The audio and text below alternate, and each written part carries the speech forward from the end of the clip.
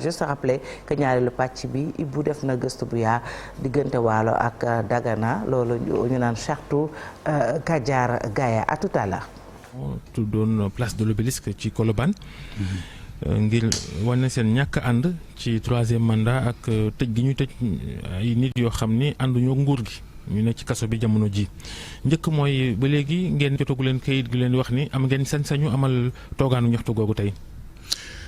waaw kayitu toogaanu ñaxtu moom quand c'est pas interdit c'est autorisé normalement bu ne dans un état responsable dans un pays qui se respecte soo demandé yu ni mel dañ la koy jox dans les délais pour mun la permettre nga def recours donc jàpp nañ ne par expérience yàgg nañu def manifestation la veille boo déggul ne c'est interdit wala l'avant-veille xam nga ne c'est autorisé maintenant ils font dans le dilatoire pour dissuader les gens pour maintenir le flou pour que population yi ne non nii naa c'est autorisé ou pas mais le Sénégal xam ne que manif bi ça se tiendra incha allah tey fële ca place de la nation.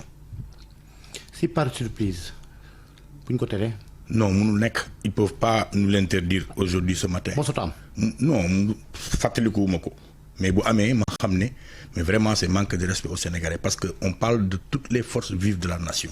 partis politiques de l'opposition yëpp ak une bonne frange de la société civile.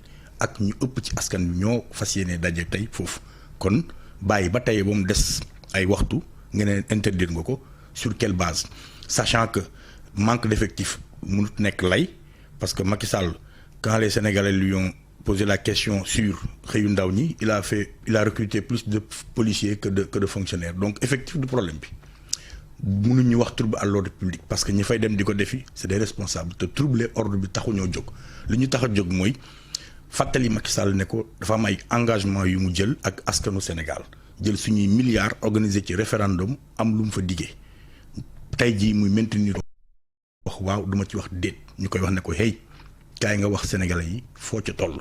beneen bi mooy mi ngi jàpp ay doomu Sénégal à tout bout de champ ñu leen di wooye les prisonniers politiques ou bien même les kidnappés mu bàyyi leen ñu dem seeni kër ba ca topp mooy ñaari article yii mu toftal depuis 2018 yokk ko ci code électoral. bi koy permettre muy éliminer ku ko neex ci ab élection finalement di def lu ñuy woowe une sélection présidentielle wala une sélection bu mu ci mënti doon mu dindi ko beneen ba mooy mu def élection yu libre et transparente ba pare moom da ca bokk ñeenti poñ yooyu ñu war ko waxtaanee dans un pays sérieux kenn mënut am lay pour ne interdire naa ko kon na Sénégal yëpp xam ne marche bi rassemblement bi incha allah place de la nation tey dinañ ko amal 15 heures jàpp 19 heures. mais est-ce que yéen vous êtes cohérent bu ma jëlee misaal ci Y'en a marre ndax yaa ngi tudd ay candidats yu ñu xañ ñu bokk tudd liñ ci gën a tudd mooy Khalifa Sall ak Karim Wade bokkoon ngeen ni ci ne nanu ko àtte xool ba xam jëlul alal réew mi ci jamonoom. ñu àtte ko teg koy daan. Khalifa Sall ñu jiiñ ko àtte ko teg koy daan. tey jii ngeen ni nañu bokk. Est-ce que ça c'est cohérent? waaw je maintiens ba tey la ma waxoon 2012 que la reddition des comptes lu ñu war a def ci ab réew la. ah waaw ku ñu dénk alal ñu tudd la ci ay luubal da nga war a indi nga leeral ko waaye Karim Wade da nga gis dërëm wala 15 bu ñu indiwaat tëj nañ ko kaso de te man gisaguma 15 bu ñu indiwaat te liste bi 26 personnes la ñu woon ana 25 ya ca des dafa mujjee nekk une traque. loolu la mujjee doon un acharnement sur des individus ça veut dire bi Macky Sall ñëwee ci réew mi ba léegi dafa jël les moyens de l'État benn bi muy les forces de défense et de sécurité pour réprimer les populations ba ca des jumtukaay ya ko yoon may mu utiliser ko pour casser de l'opposant wax na ko réduire l'opposition à sa plus simple expression. loolu moom dëgg la parce que kaso bi moom amul kenn ku faral Macky Sall ku ci ne ci politique. ay manœuvre la nekk di def boobu léegi maintenant. que ce soit Khalifa que ce soit Karim Wade ku ci nekk dem nga def sa peine mais loolu mu yokk ci code électoral vous pensez que ça c'est démocratique 2 articles qui interdisent systématiquement benn candidat mu dindi la lépp li nga xam ne mooy sa droit yow pour mun a nekk électeur et en même temps nga mun a nekk un candidat ça c'est pas normal nit buñ la jàppee tëj la kaso sax nga fay sa peine bi nga amel askan bi bu sa peine bi jeexee yow fay nga c'est ça la vérité. Maintenant orchestration bi nga xamante ni nguur Macky Sall moom la nekk di def utiliser jumtukaay yi nga xamante ni ñun sénégalais yi ñoo ko jël jox ko loolu c'est dafa ëpp te dafa doy. kon on est toujours dans notre logique, on est toujours dans notre cohérence.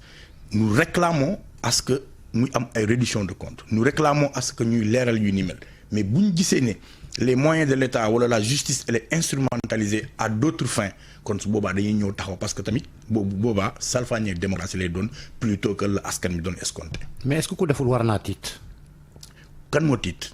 non ku deful war ngaa tiit je fais référence toujours ay articles yooyu ngay wax nga ni moom moo ko ci ñambaas ku deful dara war ngaa tiit am li nga xamante ne dala war di gàllankoor te ci sa doxalin jubal nga war di def. yow da nga gis Macky Sall di xaar kenn ku def pour mu tëj la Macky Sall xaarul ku def mu tëj la di kaso yi ña fa nekk ñëpp am mun naa wax genn wàll gi yëpp tous ces prisonniers politiques lan lañ def ay like ay wax sa xalaat pendant ce temps là ñi féetee ci moom ñi ngi wax pire ñi ngi def pire ba léegi déggoo kenn kuñ ci jàpp wala kenn kuñ ci inquiété.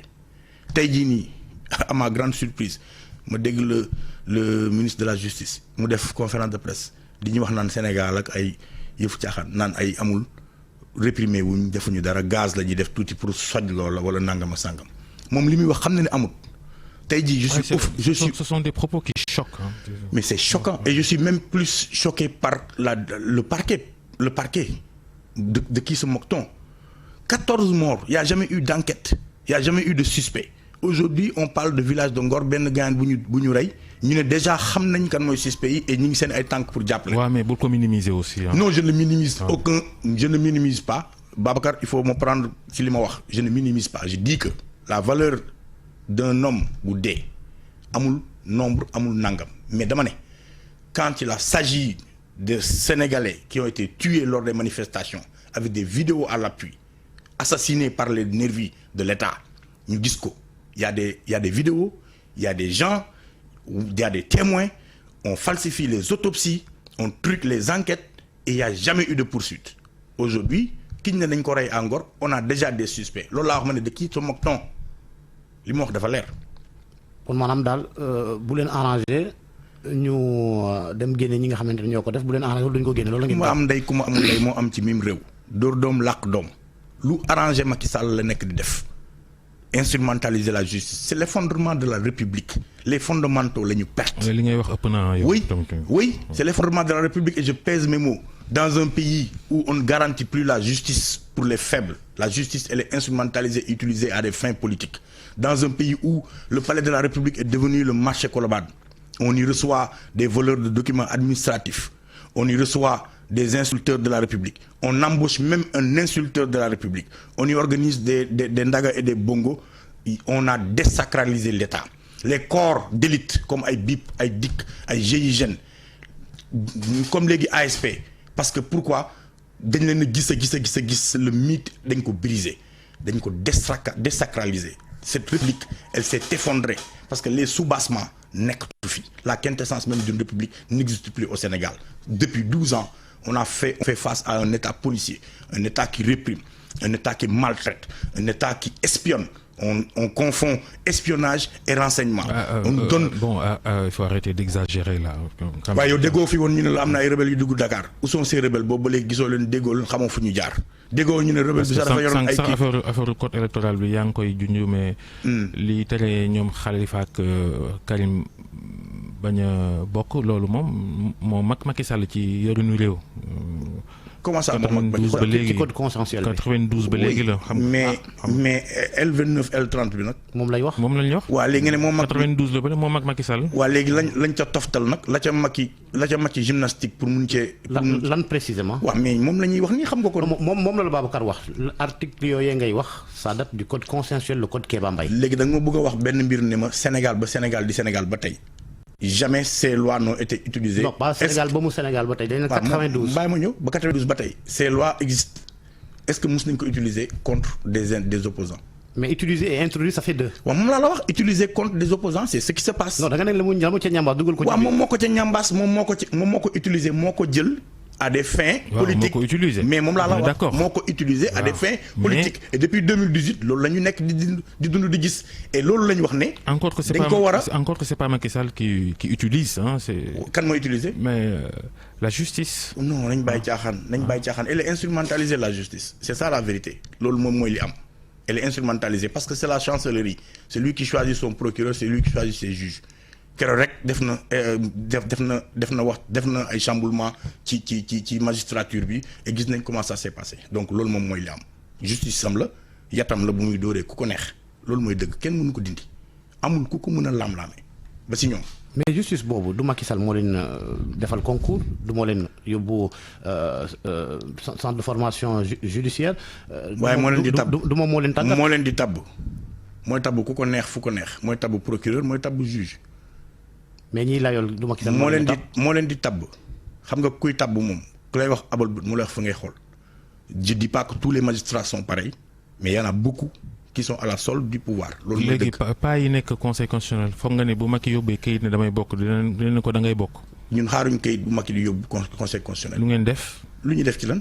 rappeler à Macky Sall ses obligations et ses engagements. nul ne peut faire plus de mandat. insister ne damay bokk nag. non amul insister Macky n'a pas le choix il n'a pas le droit. il peut pas brûler ce pays c'est Sénégal bi mu hérité des morts il y a eu des morts il y a eu des casses des gens ont perdu la vue ñu jël suñu temps yëpp dépensé ko ci xeex pour mun yëkkati ko il a été le premier bénéficiaire de cette lutte et de ces libertés yi Sénégalais yi dem acquérir sur le chemin de la démocratisation de notre pays.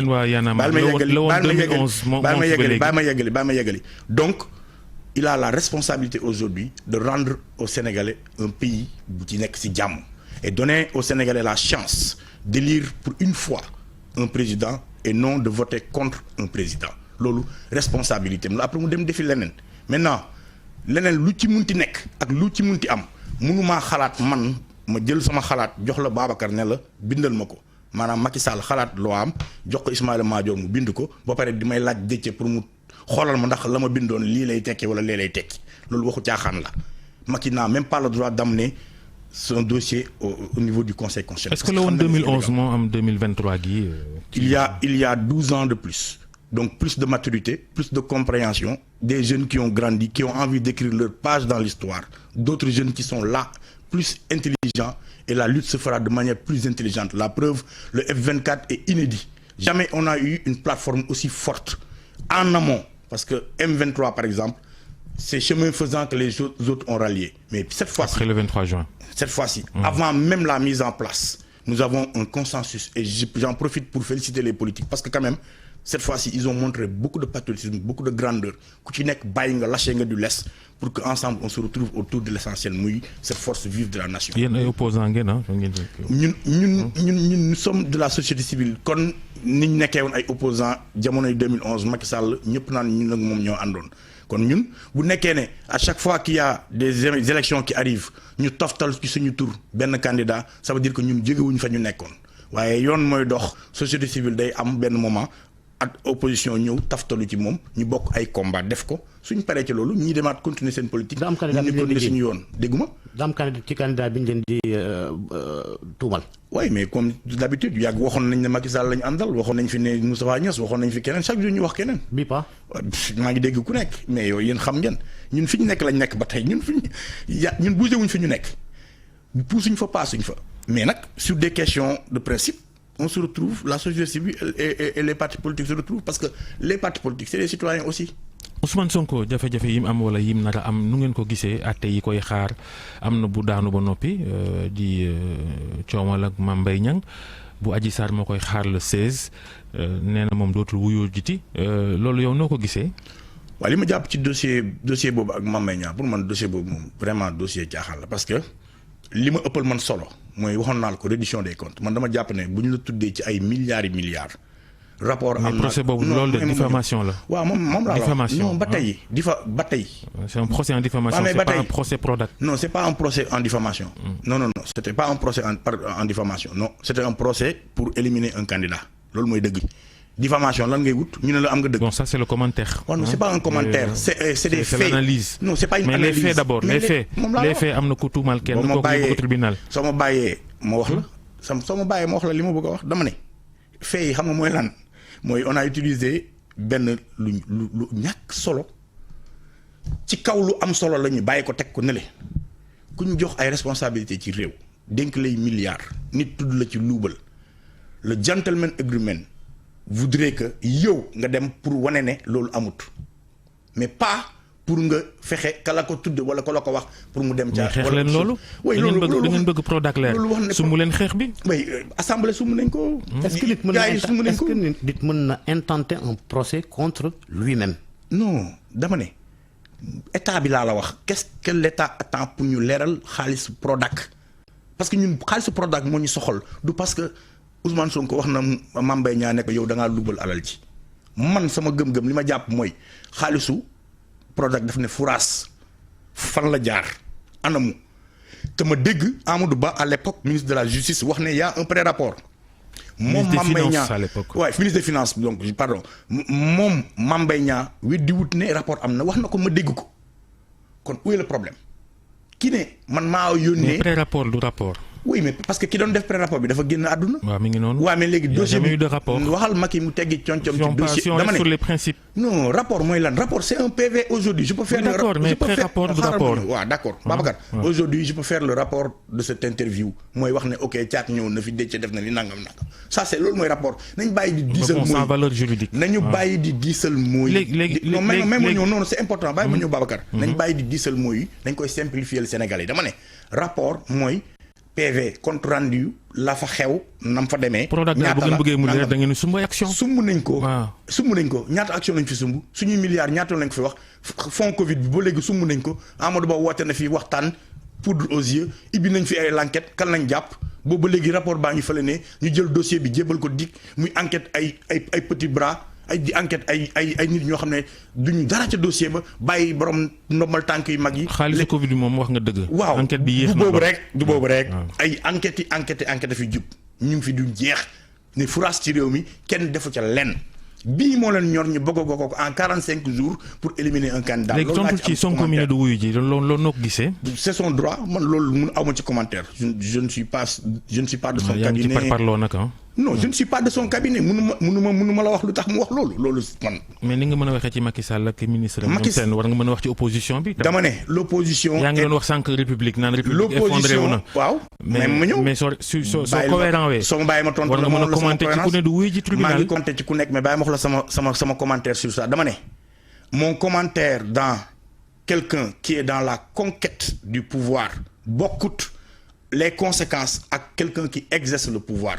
ku nekk à la conquête du pouvoir say erreur yow say erreur la tu as le temps de le rectifier mais le détriment mais l'agonie bi nekk bi askan bi di dund quand tu es dans l'exercice du pouvoir c'est différent man ñi ma dénk jox leen ay responsabilités ñooñu lay waxal la posture du citoyen et la posture de quelqu'un qui aspire oui. à diriger ce pays face aux institutions de la République. Oui la nga ci wax ban institution de la justice de institution. Oui d'accord mais c'est quoi le problème aujourd'hui de quoi est-ce qu'on parle parce que est-ce que c'est un droit la désobéissance civile c'est un droit ou pas est-ce que c'est un droit est-ce que c'est puni par la loi alors donc est-ce que on a des minutes à perdre sur quelqu'un qui veut désobéir sur une affaire. La loi prévoit bien des choses hein. Oui, sur le tribunal la loi n'a qu'à s'appliquer. Ah bon? Oui, que la loi s'applique man loolu moo ci sama commentaire. waaw chacun prend ses responsabilités. Georges léegi sànq 30 secondes. yaa ngi doon wax vous êtes retrouvé autour de l'essentiel aller à l'essentiel fàtte seeni bopp ak affaire yooyu noonu pour def lépp ba Macky Sall bañ a doon candidat ñu bàyyi détenu politique yi est-ce que l'essentiel boobu noonu bu fekkee ne réew mi moo soxal ñëpp est-ce que l'essentiel boobu waroon tax ngeen dem waxtaane ko ci li nga xamante moo di dialogue bi. li nga xamante moom la woote. non dialogue amul c'est pas parce que sincère lépp lu ne mën ngeen ko poser ci table bi. c'est pas sincère dialogue warul am Macky Sall di toog keneen di toog le dialogue devrait se faire à l'Assemblée nationale. c'est pas non moom laa lay wax dama ne. mais du gis-gisu ñenn ñi boo nekkee ci F24 non F24 c'est une plateforme. chaque kuréel bi nekk ci biir plateforme boobu am nga droit jël ses responsabilités def la neex F24 du police interdiruñ kenn mu def la ko neex kuréel la rek bu ñu bokk daje am lu ñuy xeexandoo ensemble bu ñu ko weesoo ku ne yaa nga ca la soxal mais li ma wax dama ne. dialogue bi sincèreul parce que ka ko wootee li mu ko wootee sincèreul li ci njëkk mooy kaay leen ngeen ñu waxtaan yóbbu dossier ba ca assemblée ba gars yi waxtaanee ko fa pour on a une chance inédite d'avoir une assemblée boo xamante ne nii cohabitation moo am kenn rawul sa morom kon la ñu war a waxtaan nañ ko waxtaanee foofu dialogue bii may gis nii c'est pas sincère parce que pour mu sincère Macky na wax ne moom du candidat et qu'il est prêt à organiser des élections libres et transparentes Macky na wax ne libéré naa tous les prisonniers et détenus politiques Macky na wax ne loi yii nii yóbbu nañ ko assemblée ngeen waxtaanee ko fa tam xamal nit ñi ne moom du candidat loolu mooy l'essentiel. Sénégalais yi ñëw leen tey ci ngoon incha allah 15h 19h à la place de la nation ñu célébrer encore une fois de plus montrer au président de la République et à l'opinion internationale que Macky est impopulaire et que la troisième candidature est contestée au Sénégal. jërëjëf Thiat jërëjëf Babacar jërëjëf Soxna Ti. jërëjëf Babacar Fall Georges Déthié Diop ak Thiat bu Y'en a marre bokk ci F24 nekkoon seen invité yaa ngeen jëf également suñu téléspectateurs yi ànd ak ñun fajar ñu àndoon 6h30 ba léegi 8h jot na ñaareelu pàcc bi lañuy door ma fàttaliwaat ne maître Moussa Bocar Thiam moo naxa nekk suñu invité ci kanam naka noonu daañu am suñu naataango taskatu xibaar di Ngoné Saliou mu def jàngatu bés bile Souleymane incha allah vous le retrouverez très prochainement ci sunuy antenne léegi ñu dem ci ñaari Chérif dafa finalement la situation est devenue incontrôlable parce que dama doon jaay xam nga ji ma jaay professionnel naa def focus ci caméra bi mais mi ngi may wax yoo xam ne ay wax yu metti te su ma ko waxee fii xam naa du ko neex il faut appeler la sécurité donc il faut appeler la sécurité et puis waa régie bi ngir yàlla ñu nekk foofu ñoom Amadou Seye Baye Fallou Kawsar ak Malamine Mané sama xarit yooyu su ma sonnatee woo leen ñooy jàpp si liggéey bi ngeen dimbali ma ci Chérif ji ak Moxtaala parce que dëgg fa yàlla sonal na ma waxaat sànq Ngoné Saliou dina def taxaw seetlu su ma ko waxee ci mooy taskatu xibaar ak léeg-léeg jafe-jafe yi parce que moom dafa koo dund ñu leen di brutaliser ak lu ni mel Cheikh Diop également mos na ko dund fii ci rédaction bi ak ñeneen taskatu xibaar loolu la fas yéenee waxtaane ndax moom dafa bokk ci ñu dund lu ni mel léegi ñu dem ci yéenekaay yi ak la ñu xëyee ñaareelu pàcc Chérif Dia.